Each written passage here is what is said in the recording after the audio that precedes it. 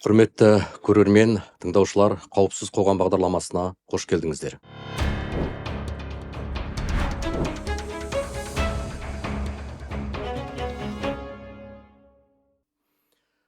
Бүгінгі күнге дейін жастар арасында қыз алып қашу, яғни үйлену мақсатында адам ұрлау бар екенін сіздер жақсы білесіздер.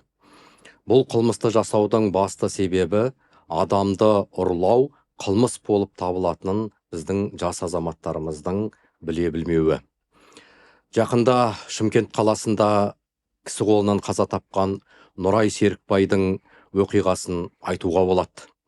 Күдіктінің қызды аңдып, мазасын алып, қоқан-лоққы көрсетіп, біраз қиын жағдайларды тудыртқаны белгілі.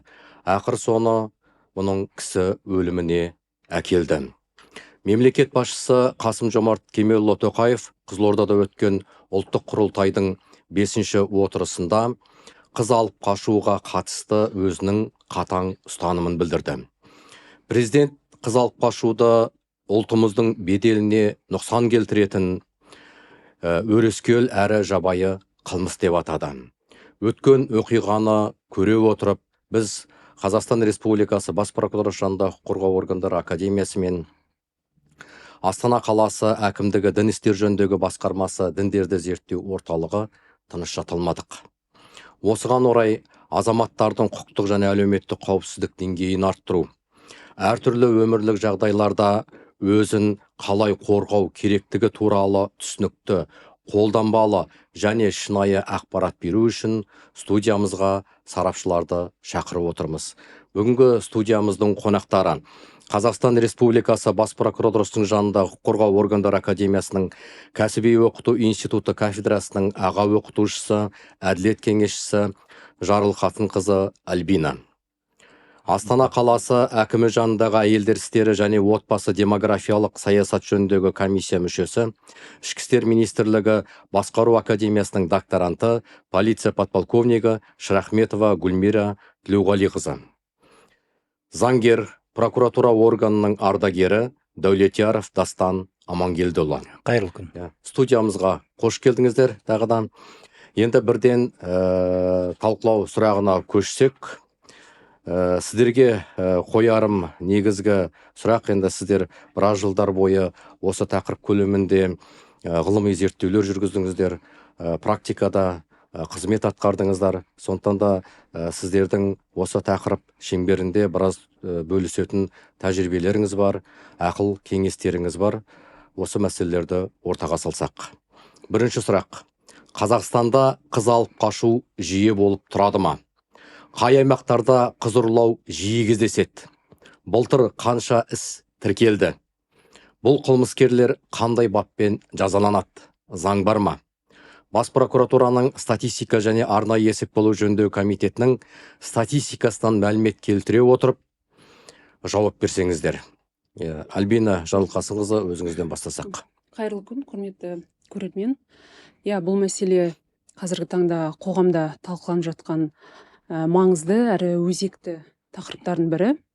Жалпы қыз алып қашу енді елімізде көп тараған деп айтуда қиын. Дегенмен өздеріңіз көріп отырғандай әлеуметтік желілерде мұндай оқиғалар орын алып жатыр. Яғни қыздарды күш көрсетіп, мәжбүрлі түрде ұрлау фактілері таралуда қазіргі уақытта.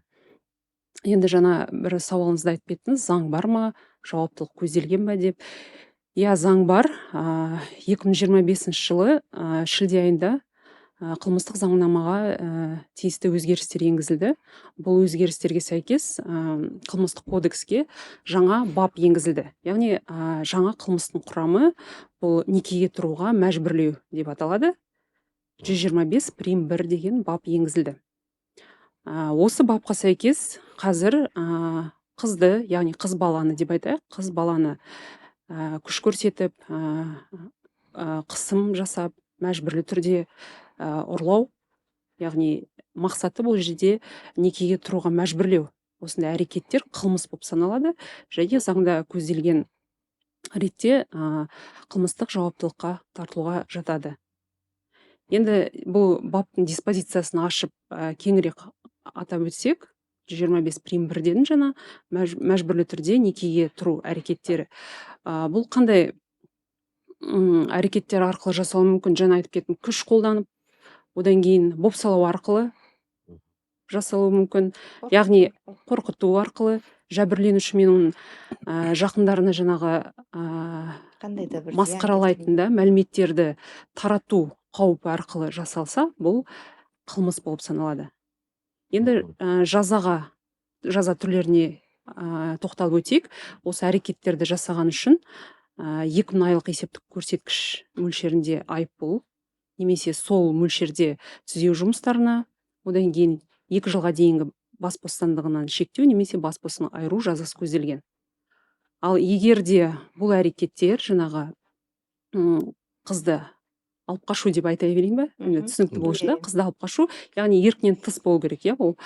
Егер де бұл кәмелеттік жасқа толмаған балаға қатысты, адамға қатысты жасалса, адамдар тобымен жасалса, алдына сөз байласып, адамдар тобымен жасалған жағдайда, не болмаса өз қызмет бабын пайдалана отырып жасалса, бұл жерде жаза түрі қатаңдатылып, яғни ауыр жаза қолдануға жатады. Жаңа 2000 айлық есептік көрсеткіш десем, бұл жерде екінші тармақ бойынша 5000 айлық есептік көрсеткіш көзделген. Және де түзеу жұмыстары, одан кейін қоғамдық жұмыстар да бар. 1200 сағатқа дейін қоғамдық жұмыстар көзделген. Және де 3 жылдан 7 жылға дейінгі мерзімге бас бостандығынан шектеу мен бас бостандығынан айыруда көзделді. Енді бұл жерде ол әрекеттер ауыр зардапқа келсе, мысалы жәбірленушінің өліміне әкеп соқса, ондай жағдайда тек қана бас бостандығынан айыру жазасы қолданады. Оның мерзімі 5 жылдан 10 жылға дейін қарастырылған. Жалпы енді статистикаға келетін болсақ, ресми ақпаратқа сәйкес, бас прокуратураның құқықтық статистика және арнайы есепке алу жөніндегі комитетінің 2025 жылы жаңа өзгерістер енгізілген кезден бастап шілде айынан 5 құқық бұзушылық тіркелген екен. Оның 3-еуі Маңғыстау облысында орын алған, және Жамбыл мен Қарағанды облыстарында 1 деректен тіркелген. Осы 5 қылмыс бойынша 4-еуі, 4 факт бойынша қылмыстық істері қазіргі таңда соттың құзырында қаралуда. Яғни ол істер бойынша жан-жақты сотқа дейін тергеп тексеру әрекеттері жүргізіліп, сотқа жолданды. Жақсы, 2025 жылға дейін статистика жоқ. Иә, өйткені ол кезде бөлек норма болған жоқ қой. Ал ол 125 бап бойынша, адам ұрлау бабы бойынша сараланып келді. Шамасын егер орта есеппен 2019-дан бері қарай қарайтын болсақ, 64-48 қылмыс деп солай тіркелген. Соның ішінде әйелдерге қатыстысы соның тең жартысы. Енді жаңа Альбина ханым айтып өтті ғой, 5 қылмыс 3 айдың ішінде тіркелген. Енді былтыр 2025 жылы 16 қыркүйектен бастап заң күшіне енген болатын болса, осы 3 қылмыстың 5-еуі де әйел адамдарға, қыздарға қатысты жасалған. Жалпы енді қыз алып қашу қазір біздің негізгі мақсатымыз қоғамда оны дәстүр емес, қылмыс екендігін жеткізуіміз керек. Өйткені бұл жерде ең басты құндылық конституциямызбен берілген, айқара ашық, нақтылап берген адамның бас бостандығы, адамның бостандығы, құқықтарына қол сұғу осы қылмыстардың объектісі болып табылады. Сондықтан бұл жерде осы эфирді, осы подкастты пайдаланып, халыққа айтатын негізгі ой ол алып қашу бұл дәстүр емес, бұл әдет ғұрып емес, бұл нағыз қылмыс екендігін жеткізуіміз маңызды деп ойлаймын. Жақсы, енді жалпы біздің санамызда бүгінгі күнге дейін қыз алып қашу дәстүр ретінде сақталған ғой. Иә, дәстүр ретінде сақталған. Мысалы енді ер азаматтар әсіресе, мысалы мен өзімде, мысалы үйленгенде мен де мысалы жұбайымды алып қаштым. Бірақ келісіммен алып қаштым. Өзінің келісіммен алып қашу. Енді алып қашу деген ол біздің түсінігімізде ол жаман нәрсе емес, ол қылмыс емес, керісінше дұрыс қалыптасқан дүние деп есептеп келдік. Сол енді қазіргі бүгінгі күнге дейін жаңа айтып отырмыз ғой. Былтыр 5 ресми тіркелгені тіркелген деп отырмыз. Енді тіркелмегендер енді қаншама бар ғой. Оны біз енді әрине. жалпы біз ұлттың қоғамның менталитетіне байланысты ғой. Біз енді тіркетпейміз ғой оны, бар болса да. Мгм. Бұл енді бірен сараны ғана болуы мүмкін, иә. Сондықтан тіркелмегені қаншама бар ғой. Дұрыс Енді айтасыз. Бүркіт ғалымы, Мгм. бұл жерде осы жылғы 2006 жылғы статистиканы айтатын болсақ, мына қаңтар айында 16 құқық бұзушылық тіркелген екен қазіргі таңда. 16 16 құқық бұзушылық. қыз алып қашу бойынша. Қыз алып қашу, осы 25 прим 1 бабы бойынша 16 қылмысты. 16 Мгм. дерек тіркелген. Енді мына жерде бір қосатын жай, біздің талқылап отырған бұл қоғам дерті деп жатырық, Мгм. жалпы мемлекет проблемасы деп жатырық. Ол бір күнде аспаннан түскен жоқ. Ол жылдардан, ғасырлардан тіпті қалыптасып келатқан бір қазақ ұлтымыздың маңдайына жазған үрдіс. Әсіресе Орта Азияда кеңінен дамыған. Ол Қырғызстанда бар екен, Қазақстанда бар екен, Кавказ елдерінде бар екен. Енді оған Қазақстанның ұстанымы енді белгілі ғой, қазір сол бүкіл қоғам талқылап жатыр. Дегенмен біздің эпос, поэма, аңыздарды қарасақ, мысалы Қалқаман мамырды ұрлаған, Кебек еңлікті ұрлаған. Дегенмен олар қандай салдарға келтіргені бізге белгілі, бақытқа апарған жоқ. Мгм. Соның өзінен бізге бір мораль тарихтан бүгінгі күнге бір сәлемдеме тырнақшада жеткізіп жатқандай. Емін еркінсіз бақыт болмайды. Енді қазірде мынау конституциялық реформаға қатысты бүгін тікелей эфирде, кеше де бұқаралық ақпараттарында жазылып жатыр. Қазақстанда ер азамат пен әйел адамның емін еркін біріккен одағы деген ұсынысты жақсы айтып жатыр. Мгм. Сондықтан да бұл да бір заңға шегелеп қоятын, астыртын бір талқылау болмайтындай негіз. Мгм. Дегенмен үлкен ұрпақтарға назар аударсақ, мысалы кеше бұқаралық ақпараттарында деректерде көріп жатыр, интервью беріп жатыр әйелдер. Айтады, мені ұрлап кетті дейді. 9 балам бар, бақыттымын дейді. Енді ол кезде ұятмен дейді ғой, ол кезде ұят, артыңа қарама, барған жерден қайтып келме дейді. Сондай нелер болған болар. Бірақ Қазақстанда қазір халықаралық қауымдастыққа кіргеннен кейін, демократия, зайырлы адам құқықтары, басты құндылықтар дегеннен кейін, бұл қоғамға деген бір жаңғырығы, бір жаңаруы деп қарауға болады да. Мгм. Бұл жерде бар ғой, тағы бір айта кететін жайт, мысалы, отбасылық өмірді екінші бір тараптың құқығын бұзу арқылы немесе оның бостандықтарын шектеу арқылы жасау, ол қате ұғым деп ойлаймын, қате түсінік деп ойлаймын. Себебі одан ары қарай жаңағы басқа да құқық бұзушылықтар орын алуы әбден мүмкін. Ол енді келгенде оның құқығы сақталмай келді. Одан ары қарайғы өмірінде де осы алып қашудан кейін суицидқа оқталу, одан кейін отбасылық тұрмыстық зорлық зомбылықтардың орын алуы, олар анаған себепкер, жаңағы причинно-следственная Әбден связь болуы дейміз ғой, ол болуы мүмкін. Мгм. Сондықтан бұл жерде адамның еркін, ойын, оның қалауын мен санасқан өте дұрыс дүние. Одан кейін жаңа сіздер айтып жатсыздар ғой, енді алып қашу емес, жаңағы тарихтан біз білетініміз, мысалы қашу деген бар. Мгм. Қашу деген яғни қоғамдағы сол екі ғашықтың бір-біріне қосылып, үлкен сезіміне қарсы тұрған әртүрлі әлеуметтік, әртүрлі экономикалық, әртүрлі тағана әдет ғұрыпқа тыс немесе жаңа ғана жеті атаға шейін қыз берісіп қыз алыспау, туыстық қарым-қатынасты бұзбау, тағысын тағы сол сияқты нәрселер орын алып жатса, онда өздерінің бойындағы сезімді алып, ары қарай қоғамнан бөлек өмір сүру деген дерді тарихтан білеміз, өздерінің бақыты үшін қашу. Ал енді жаңағы сіз айтып отырған мысалда, ол жерде енді біз қазақи қоғамда өмір сүріп жатқаннан кейін, мысалы біз қоғамның айтар ойына үнемі жалтақтап өмір сүреміз, иә. Жаңағы ел жұрт не айтады екен, өлімнен ұят күшті мысалы, иә. Елдің сөзінен қорқамыз. Сонда жаңағы қыз баланы қолынан беруге отбасының шамасы келмесе, оның қыз баланың артынан апаратын жасауы бар, үйден жаңағы ұзату тойы бар, сосын сыңсу айтып шығарып салу бар. Осының барлығы материалдық жағынан ауыр болғандықтан қыз жақтың келісім беру мүмкін, қашып кет, сосын артынан қуғыншы барып жаңағы қыздың өз еркімен келгендігіне көз жеткізіп, ары қарай жаңағы бақытты өмір сүретін жағдайларды жаңа сіз айтқан мысалда бар, иә. Ал енді қазіргі тенденцияға қарасақ, ол қалай? Мысалы, жаңағы Нұрайдың несін айттыңыз, иә. Мысалын, осы Нұрайдың мысалынан кейін екінші тағы да сол оңтүстік өңірден Әл-Фараби ауданынан шықты.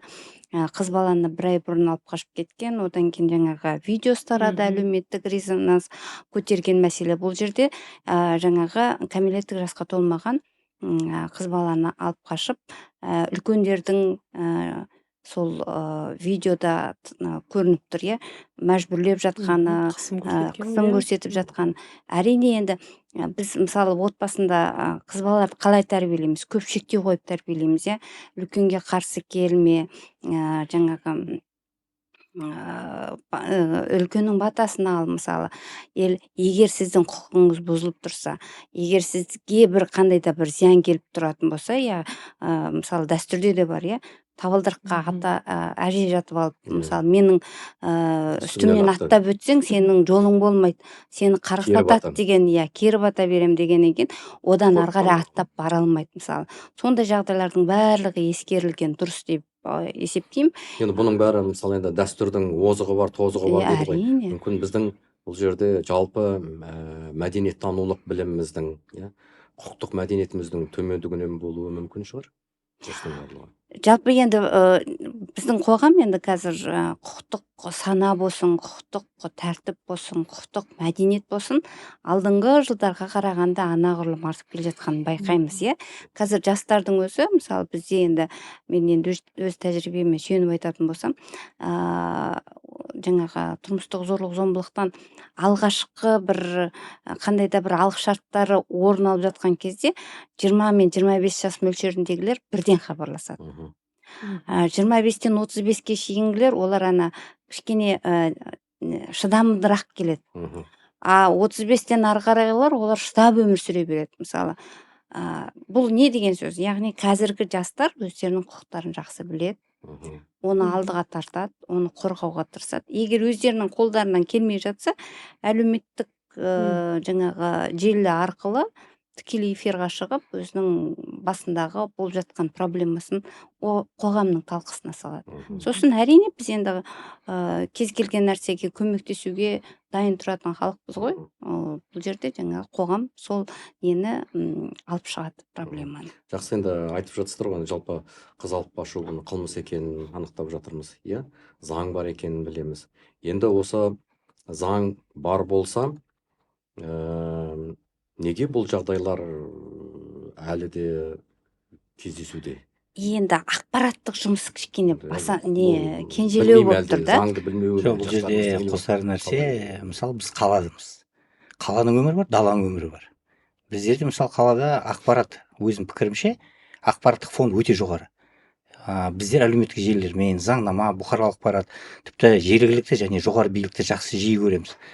Даладағы, ауылдағы халық, олар не? Күнде таңертең мал, азық, жұмыс, 9-8 баланың асырау, одан кейін не істейді? Олар айтады, олардың түсінігі бойынша олардікі дұрыс. Мысалы, әкесі айтуы мүмкін. Басқа жағынан қарайық. Дұрыс сенікі. Ұрла, алып кел үйге. Қызды ұрлағанда не тұр? Бақытты боласың, 1-2 күн жылайды да көнеді үйге. Анау сәулені көндірдік, тәрбиені көндірдік. Аққайың жүр ғой, міне 4-5 бала туып алып. Әкел, онда көндіреміз. Анау 5-6 әжесі дайын тұрады. Сонда жаңағы процессуалдық тұрғыдан бір 72 сағаттың ішінде қылмыскерді қылмыс екенін дәлелдеп, немесе қылмысты ашу үшін қарайтын болсақ заңнама, оларда да сондай бір қысқа 3-4 сағат бар. Қызды көндіріп тастайды, анау психологиялық тұрғыдан. Сондықтан басына орамал жабады да көндің дейді. Оның пікіріне тұрсаң, ода тұрған не бар? Шаруаң қанша? Қызымды кіргізіп алдым, ол менің қызым дейді. Я болмаса қазір әжелерді қарастырайық, жаңағы апалар жатып алуды. Ол қайдан шыққанда деді? Оның тарихы бар ма? Кім оны бірінші көрсеткен? Қазір заманауи тұрғыдан қарасақ, ол қылмыскерге бірге қатысушы. Заң тұрғысынан саралайтын болсақ. Ал 80-дегі әжесі оны біле ме? Ол айтады, айналайын, сен маған қылмысты айтпа. Мен ана қыздың бақыты үшін осы жерге кіріп кетсем де жатамын 3 күн дейді. Ана қыз жылап қайтса, қарап еді. Көндіреміз дейді. Ертең соны ұят болды деп қарамайды. Мақтан тұтады. Арманға мен мына сәйгүлікті алып бердім. Айналайын, өзім жаттым осы жерде деп. ондай да бір құбылыс жақсы, бар. енді бұл жерде енді сонда енді ертең қыз көнбей жатса, иә, бұл жерде жауапкершілік сол жігітке ғана жүктеле ме, әлде оған көмектескендерге ме? Мысалы жаңағындай, оның жаңағы туған туысқандары болуы мүмкін, достары болуы мүмкін, иә, әке шешесі болуы мүмкін, оларға да жүктеле ме? Сол заңда бар ма? Енді мынау үрдіс басынан алып отыр ғой. 5 дедік, 16 дедік, статистика өршіп келе жатыр. Өршіген сайын оларға да құқықтық баға беріледі. Құқықтық баға берілгеннен кейін әлеуметтік желі бұқаралық ақпараттарында айтылады. Ол халық әлі түсінбей жүрген болар. Но осындай жұмыс арқылы міне бүгін Бүркіт Қалымұлы сіздердің жасап жатқан мына жақсы әрекеттеріңіз, студияда, подкастта айтып жатырық. Әлеуметтік желілерде, мемлекет органдарының сайттарында, теледидарда жаңалық сайын ол статистика келтіріліп жатыр. Бір үрдіс бір қалпына келіп тоқтам табар деген сенімдеміз. Иә, қылмыстық заңда бұл жерде енді қылмысқа бірлесіп қатысу деген бар, жаңа айтып кеттім, адамдар тобымен алдын ала сөз байласып, жаңағы сіз айтып кеткен енді адамдар қатысушы болады. Бұл жерде енді сотқа дейін тергеп тексеру анықтау барысында, тергеу барысында анықталады ғой, кім қатысты, жаңағы әже ма, апа, жаңағы достары, егер де бәрі осы құқық бұзушылыққа қатысы болса, онда олар қатысушы болып табылады. Ал 80-дегі апамызды 5 жылға соттап жіберсе қалай болады? Қоғам қалай қабылдайды? Әрине. Соған қарайықшы ал.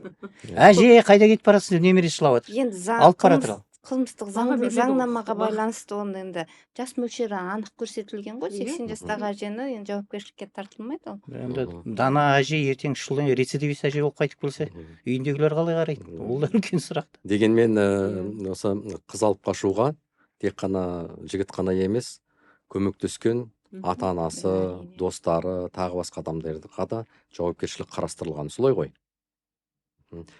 Жақсы, дәстүр мен адам құқығы арасында жалпы шекара бар ма? Жаңағыда біз айтып отырмыз ғой, енді басын бастадық. Иә, кез келген дәстүр ол адамның құқықтарына негізделіп жасалады деп есептеймін. Өйткені егер адамның құқығын бұзып тұрса, ол дәстүрді қоғам қабылдамайды. Қоғам қабылданбаса, ол дәстүр емес болып қалады. Ол бірлі, екілі отбасында болуы мүмкін, ол жаңағы жай бір іс-әрекет, жай бір құқық бұзушылық болып қалуы мүмкін, немесе жай бір әдет емес бір дүние болуы мүмкін. Ал кез келген дәстүр жалпы ол енді заңның жазылмаған, жазылған түрлері бар ғой, сон дәстүріміз енді негізгі жазылмаған түрлерге жатады ғой. Сонда адамның құқығы шектеліп тұрса, онда оны дәстүр деудің өзі нелеу қиын. Енді мынандай да не болды ғой, ертеде атастыру деген болды ғой. Иә, тіпті баланы туған кезінде атастырып қоятын. Бірақ мен не қазіргі бұрынғы фильмдерден көрмеппін, не бір кітаптардан мен оқымаппын ондай. Қазіргі жағдайдағыдай зорлап, алып қашу, үйіне келін болып түсіру деген, әлде ол бар ма ондай жағдайлар? Болды ма тарихта?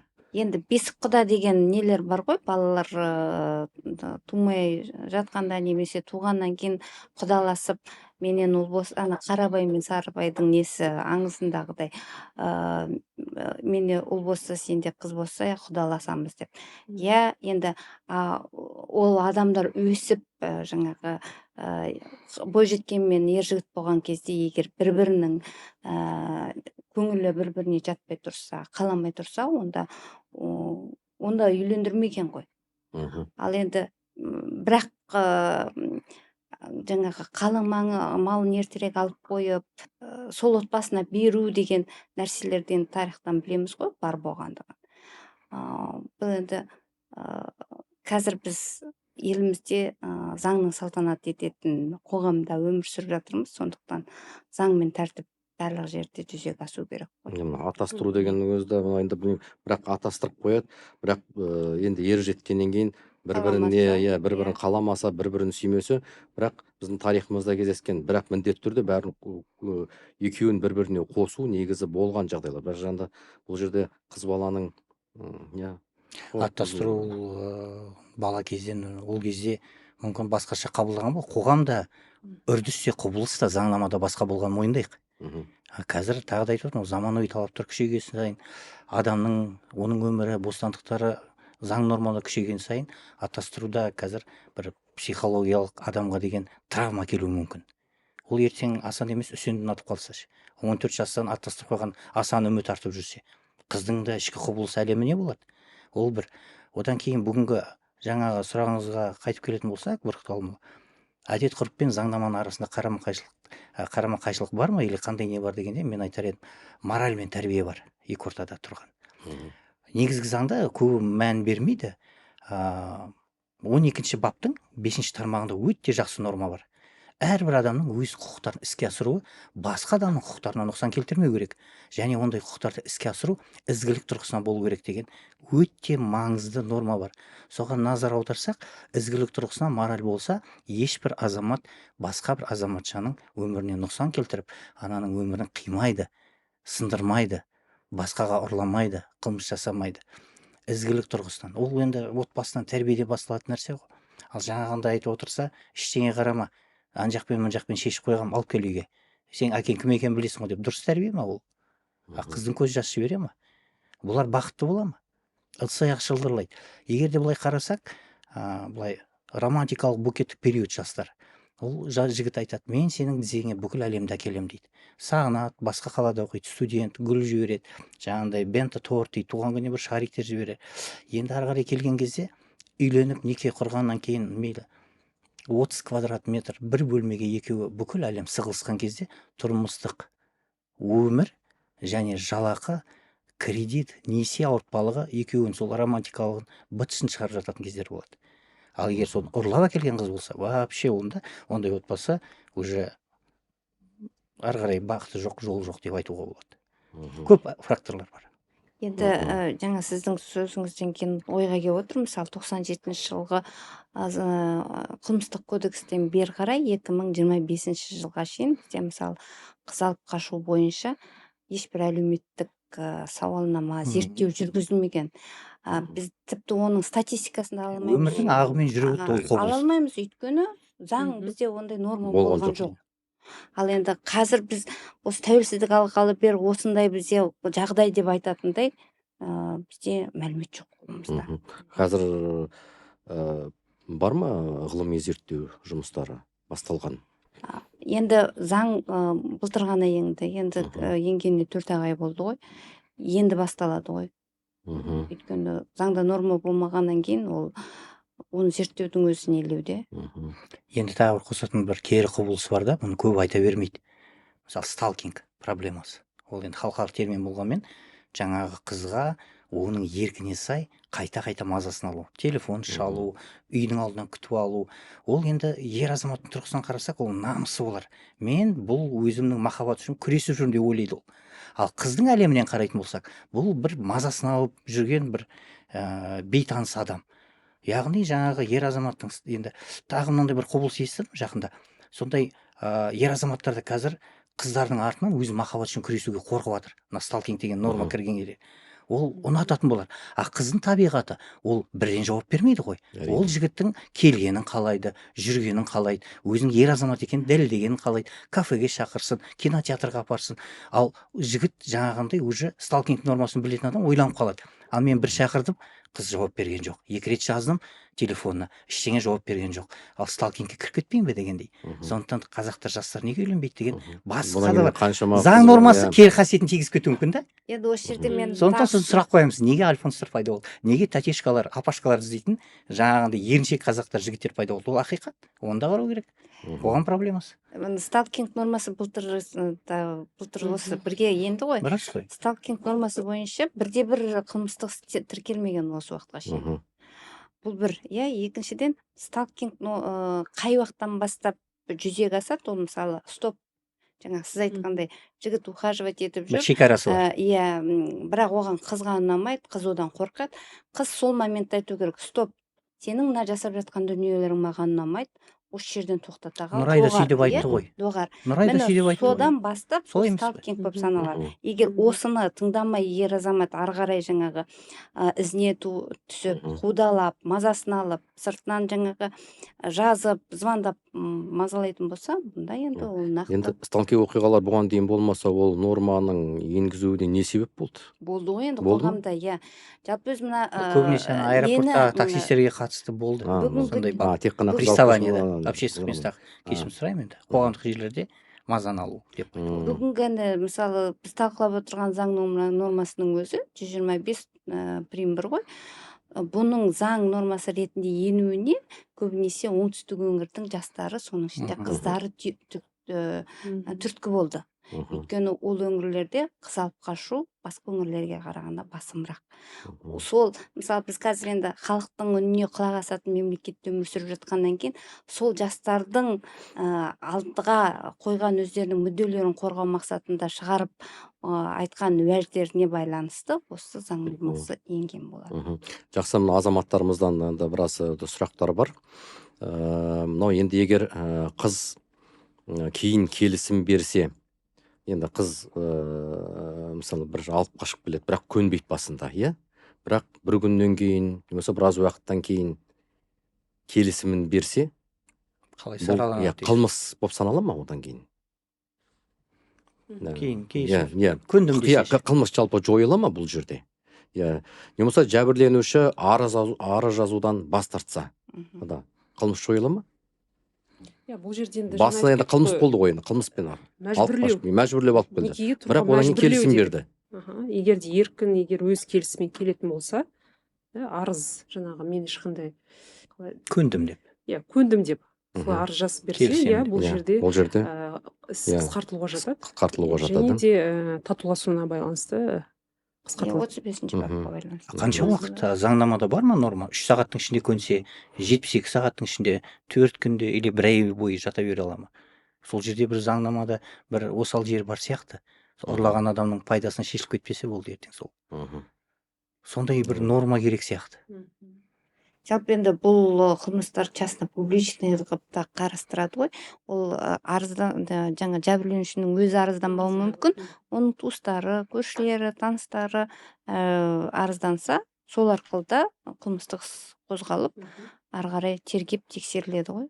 Барлық Мгм. нәрсеге анығына жетеді ғой. Мгм. Жалпы енді өткен оқиғадан кейін заң қаталдатыла ма? Қаталдатылуы мүмкін бе бұдан әрі? Әлде осы заң күйінде қалды ма? Қазіргі қолданыстағы заң негізгі қатал ғой. Мгм. Негізгі Бұдан да ары қатал. Мысалы Жамбыл облысында Болуы жаңағы мүмкін. досының қасына еріп барған ер азамат Мгм. 5 баланың әкесі екен. Досына бар сотталып кетті. 5 бала қалды анасының қасында. Сондайға еріп кетті. Ол бір екінші қазір мынау заң қабылданып енді бәріне жеткізіп жатыр ғой. Үдеріске байланысты деп ойлаймын. Мгм. Қалай болады? Я заң күшейтіле түседі. Я халық бір санасына келіп тоқтатады. Осындай үрдісті. Қазір ресми мемлекеттік нормалармен Мгм. оңтүстікте жаңа айтқандай енді біртұтас Қазақстан, ол солтүстікте де болып қалуы мүмкін. Бес саусақ бірдей емес қой. Дегенмен әдет ғұрып салт дәстүрмен ресми заңнама нормалары бір тіресіп тұр да. Мгм. Қоғам соны қалай қабылдайды? Ертең бір блогерлер айтса, миллион парақшасында адамдар бар. Ода тұрған не бар деп. Ал көріп жатыр ғой талай комментарийлар. Хайп ұстап оны жазып алып кетуі мүмкін тақырыпты. Мгм. Ал жаңа әжелер, үлкен әкесі жаңа баласын итермелеп отқан. Әлде ондай үдерістер бар. Бірақ қоғамның еншісінде ары қарай қалай болады? Қоғамдық сана сезім қалай болады? Мгм. Жақсы, енді жаңа айтып отырсыздар ғой. Әсіресе оңтүстік өңірлерде, иә, мына қыздар енді өз құқықтарын мүмкін Ертең толығымен, оңтүстік өңірінің иә, біле білмеуі- көрермендер қатты ренжіп жүрмесе ол. білмеуі мүмкін. Мысалы енді жалпы енді қыздар өз құқықтарын қорғау үшін қайда және қалай жүгіну керек? Бірінші кезекте ешкімге осы әсіресе қыздарға қорқудың қажет жоқ. 102 каналына қоңырау шалу керек. Бұл 12-де 24-те 7 кез келген жерден байланыс бар жерден ұстайды. Сол жерден көмек сұрауға болады. Одан кейін республикалық жедел орталық бар 111. Сол жерден көмек алуға болады. Мгм. Одан кейін App Store Play Market арқылы SOS деген мобильді қосымша бар. Соны жүктеп алуға болады. Тіпті оның жаңағы телефон шалуға мүмкіндігі жоқ болса, жаңағы смартфон арқылы болып жатқан құбылысты бір-екі минуттық немесе 30 секундтық видео қылып немесе аудио қылып салып жіберсе, тек бұл жерде егер көп қабатты үйде тұратын болса, пәтердің нөмірін жазып жіберу керек, немесе айтып үлгеру керек те. Бұл жерде жедел басқару орталығының операторы локацияны автомат түрде анықтайды. Сол жерге жақын маңайдағы патрульдік полиция көмекке келеді. Мгм. Бұл енді балаларға да, жалпы кез келген адамның ұялы телефонында Каспи бар сияқты осындай қосымша болғаны абзал. Мгм. Одан кейін республика бойынша көптеген жаңағы дағдарыс орталықтары бар. Одан кейін отбасын қолдау институттары бар, орталықтар. Сол жерлерге хабарласып, бұл жерде психологтардың көмегін алуға болады, заңдық көмек алуға болады. Сосын кейін психологиялық қолдау орталықтары бар. Бұл жерде бүкіл аумақтарда ашылды.